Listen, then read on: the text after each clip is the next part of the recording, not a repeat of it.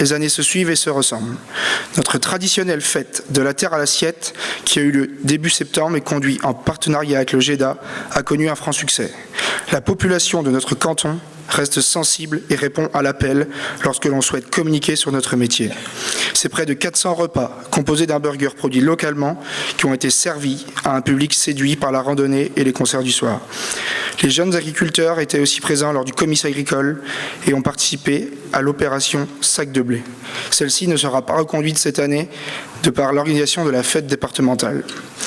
Mais l'année 2018 est une année charnière pour nous, avec bien sûr l'organisation de la 34e fête de l'agriculture, mais aussi le renouvellement de notre bureau. En effet, une partie de notre conseil s'est vue mise à la retraite forcée à seulement 35 ans. Et il faut mobiliser de nouveaux jeunes. Nous en profitons aujourd'hui pour remercier les sortants, notamment Pierre Bobineau, notre ancien président. Nous allons bien sûr profiter de l'élan de mobilisation créé par la fête pour garder cette dynamique sur notre territoire. Car oui, beaucoup de jeunes croient encore à notre métier et à l'avenir de l'agriculture. Certains de ces jeunes, salariés ou bien encore en formation, ont des projets d'installation. Mais nous ne les accompagnerons que si les projets sont viables.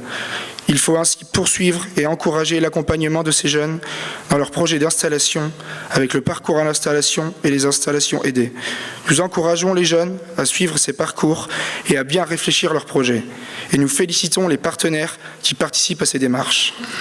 Dans un contexte économique difficile, caractérisé par des prix payés aux producteurs bas et volatiles, ainsi que la signature par l'État et l'Europe de nouveaux accords d'échange avec le Mercosur ou bien le CETA, nous demandons encore davantage d'efforts de la part de tous les maillons des filières, privées comme coopératives, pour valoriser la qualité de nos produits et les payer à leur juste prix. Nous souhaitons mettre en place des contrats avec des prix garantis aux producteurs qui permettent une juste rémunération de leur travail, mais aussi avoir de la transparence entre l'amont et l'aval. Nous ne pouvons plus vendre nos produits à perte. Les projets d'installation ne peuvent être viables sans visibilité au niveau des prix.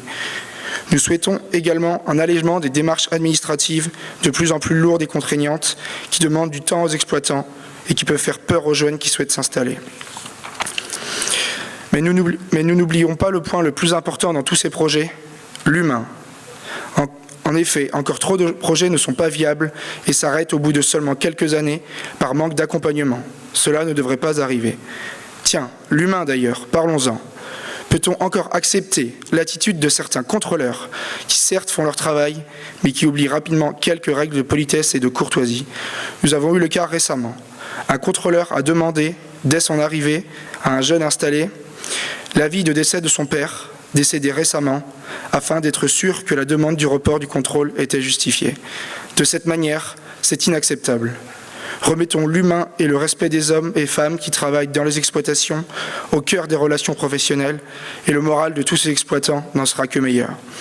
Il faut redonner du souffle à notre métier et un élan d'optimisme pour conforter l'envie des jeunes de s'installer et de pérenniser les exploitations de notre territoire. Notre communication et l'image que nous donnons du métier doivent être irréprochables. Nous sommes lassés d'être contraints à manifester pour défendre notre métier et pour obtenir des prix rémunérateurs. Les seules manifestations où nous souhaitons être présents, ce sont les fêtes de l'agriculture et seulement ces fêtes. Vive l'agriculture et vive les JA.